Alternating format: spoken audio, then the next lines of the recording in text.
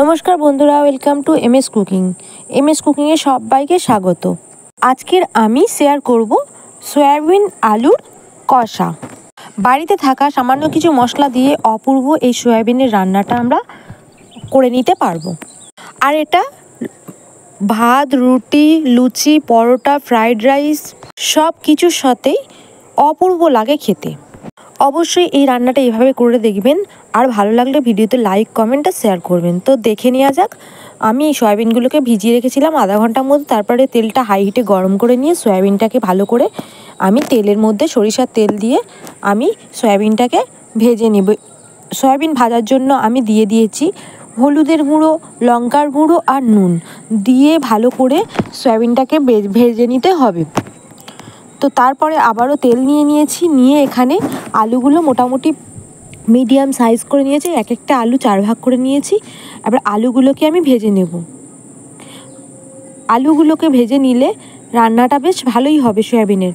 তো আলুর মধ্যে হলুদ দিয়ে আলুগুলোকে আমি ভেজে তুলে নেব। আপনারা অবশ্যই এইভাবে রান্না ট্রাই করে খেতে পারেন। বাড়িতে মাছ, মাংস আর ডিম না থাকলে সয়াবিনের এই রান্নাটা আপনারা করতে পারেন। বাচ্চা থেকে বড় সবাই খুবই পছন্দ করবে। এই রান্নাটা খেতে অপূর্বও লাগবে। তো দেরি কেন? যাদের বাড়িতে মাছ, মাংস বা ডিম নেই তারা এই সয়াবিনটা করতেই পারেন। একেবারে মাছ, মাংস ফেলে এই সয়াবিনটাই খাবে। তো তারপরে আমি আলুগুলো ভেজে আমি তুলে নিয়েছি। এখানে অল্প একটু হলুদ দিয়ে আলুটা ভেজেছি। এবারে যে তেলটা ছিল তার মধ্যে দিয়ে দেব কুচিয়ে রাখা পেঁয়াজ। আমি পেঁয়াজগুলোকে আগে থেকে ছোট ছোট করে কুচিয়ে রেখেছিলাম। এখানে কুচিয়ে রাখা পেঁয়াজ দেব। এখানে আপনারা চাইলে গরম মশলা, গোটা গরম মশলা ফোড়ন দিতে পারেন, তো আমি দিলাম না। এখানে একটা স্টার অ্যানিস দিয়ে দিয়েছি। দিয়ে আমি ভালো করে পেঁয়াজটাকে ভেজে নেব। আর এই স্টার অ্যানিসের গন্ধও কিন্তু খুবই ভালো। আপনারা চাইলেও দিতে পারেন, না চাইলেও নাও দিতে পারেন। তো আমি এখানে স্টার অ্যানিস একটা দিয়েছি, ফ্লেভারটা ভালো আসে। পেঁয়াজটাকে লাল লাল করে ভালো করে ভেজে নিতে হবে। পেঁয়াজটা যখন লাল লাল করে ভাজা মতো হয়ে আসবে তখন আমি এখানে দিয়ে দেবো রসুনের পেস্ট। কারণ রসুন তেলের মধ্যে দিলে রসুনের গন্ধটা থাকে না। তার মধ্যে আমি একটা ছোটো সাইজের টমেটো কুচিয়ে আমি টমেটোটা দিয়েছি। টমেটোটা দিয়ে ভালো করে নাড়তে হবে। আর তারপরে আমি কিছু গুঁড়ো মশলা অ্যাড করব। তার আগে আমি এখানে একটু জল দিয়ে দেব, যাতে রসুনটা যেহেতু ভাজা হয়েছে যাতে মশলাটা ধরে ধরে যাচ্ছিলো, তাই জন্য একটু হালকা পরিমাণে জল দিয়েছি। এবার আমি এখানে গুঁড়ো মশলাগুলো একে একে অ্যাড করে দেব। এখানে দিয়ে দেব হলুদের গুঁড়ো, আর এখানে দিয়ে দেব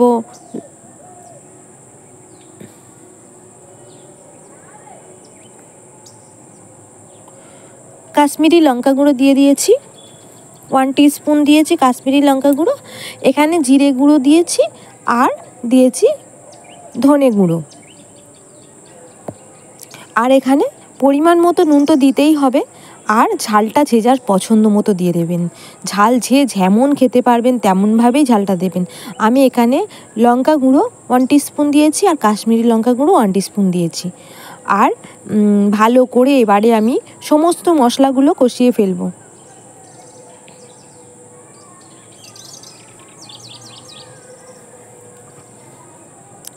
এবারে আমি যে ভেজে রেখেছিলাম আলুগুলো, সেই আলুগুলো আমি দিয়ে দেব। দিয়ে একটুখানি জল দিয়ে আমি কষিয়ে কষিয়ে নেব সয়াবিনটাকে। আর যতটা পরিমাণ কষানো হবে তরকারিটা ততটাই কিন্তু টেস্ট বাড়বে। তো আমি এখানে আলু দিয়ে কষিয়ে নেব। আলুগুলো দিয়ে একটুখানি কষানো হয়ে গেলে আমি ভেজে রাখা সয়াবিনগুলোও দিয়ে দেবো। সয়াবিনগুলো দিয়ে ভালো করে কষিয়ে কষিয়ে নেব। তো পুরো কালারটা একেবারে কষাতে কষাতে যতটা কষাবো ততটা কালারটা কিন্তু খুবই সুন্দর আসবে। আর এটা যারা মাছ, মাংস খেতে পছন্দ করে না তারা এটা রান্না করলে তো খুবই ভালো হবে। তো আমি একটুখানি জল দিয়ে দিয়েছি, যেহেতু এগুলো সব ভাজা আমি অল্প পরিমাণে জল দিয়েছি। সয়াবিন আলুটা কষা কষাই ভালো লাগে, যেহেতু বেশি ঝোল ভালো লাগে না। আর আমি এটা ঢেকে রেখেছিলাম প্রায় 10 মিনিট মতো। ঢাকনা খুলে আপনাদের দেখাবো। তো ঝোলটা আছে, কারণ গ্যাসটা লো ফ্লেমে ছিল, আমি হাই হিটে দিইনি। তো এবারে দেখতেই পাচ্ছেন যে সয়াবিনের রান্নাটা মোটামুটি হয়ে এসছে। এখানে আমি ভেজে রাখা মানে একটা মশলা বাড়িতে তৈরি করেছিলাম, সেটা দিয়ে দেব। আপনারা চাইলে গরম মশলাও এখানে অ্যাড করতে পারেন। আর এই মশলাটা আমি তৈরি করেছিলাম দারচিনি, স্টার অ্যানিস, লবঙ্গ, এলাচ আর গোটা জিরে দিয়ে আমি এই মশলাটা তৈরি করেছিলাম। আর এখানে আমি ধনেপাতা কিছু কুচিয়ে ফেলে দেবো। এবারে তরকারিটা পুরো মোটামুটি রেডি হয়ে গেছে, গরম গরম। এবার আমি সবাইয়ের মধ্যে সার্ভ করে দেবো। একেবারে মাছ মাংসর স্বাদকে হার মানাবে আমার এই সয়াবিনের কারি। খুবই সুন্দর হয়েছিল খেতে, আর বাচ্চারাও তো খুবই পছন্দ করেছিল। বেশিরভাগ বাচ্চারাই তো মাছ পছন্দ করে না, তো বাচ্চারা খুবই পছন্দ করবে এরকম সয়াবিনের কারি রেসিপি। আপনারা ঝটপট বানিয়ে ফেলুন এরকম একটা দারুণ স্বাদের সয়াবিনের রেসিপি। ভিডিওটি ভালো লাগলে লাইক, কমেন্ট, শেয়ার করবেন। আর ভিডিওটি যদি ভালো লাগে বন্ধুদের মধ্যে বেশি বেশি করে শেয়ার করবেন। আর নতুন বন্ধু হয়ে থাকলে চ্যানেলটিকে সাবস্ক্রাইব করার অনুরোধ রইল। আর কে কোথা থেকে ভিডিওটা দেখছেন অবশ্যই কমেন্ট বক্সের মাধ্যমে জানাবেন। তো ভালো থাকবেন, সুস্থ থাকবেন, সকলকে ভালো রাখবেন। আজকের মতো টাটা।